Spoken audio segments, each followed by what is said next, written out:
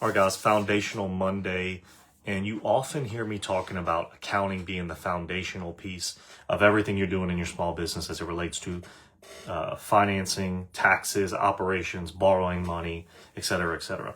But let me tell you what I mean by clean books in terms of a good foundation. So when we say that, this is something that a lot of people get wrong because they have the wrong person in charge of this function. So clean books does not mean, and when I say books, your bookkeeping and Xero or QuickBooks Online, your accounting software.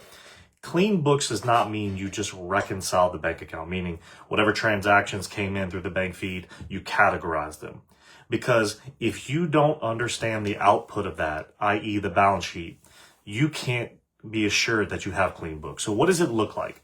Clean books means your balance sheet is accurate. And by default, if your balance sheet is accurate, the way accounting works, your P&L on a net basis will be accurate. Now, that doesn't mean that you might not have something in one expense account that could be in another, right? You have something in office that maybe should be computer expense, etc.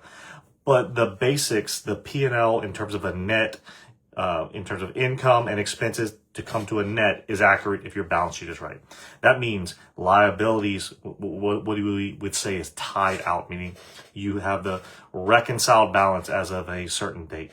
Your fixed assets, your loan balances, your credit cards, your payroll liabilities, all are tied out or reconciled as of a certain date.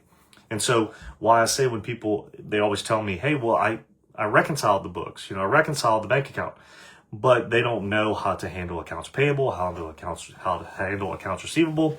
So all those things would go into having a good set of books and building your foundation. And so if I could just recap, it would be that your balance sheet is accurate. You don't have negative amounts when they should be positive and vice versa. You don't have accounts payable that you don't process correctly, where you issue a bill, you put a bill in your system, but then when you pay it, you just put that right to the expense account. Again, I see that happen all the time when people say they are reconciling. So if you don't have your balance sheet right, you don't have the foundation. If you do have the balance sheet right, and ultimately you have the P&L right, and you have a great place to jump from, the next step would be is how timely do you have this information on an accurate basis to then use to make management decisions, plan for taxes, et cetera, et cetera.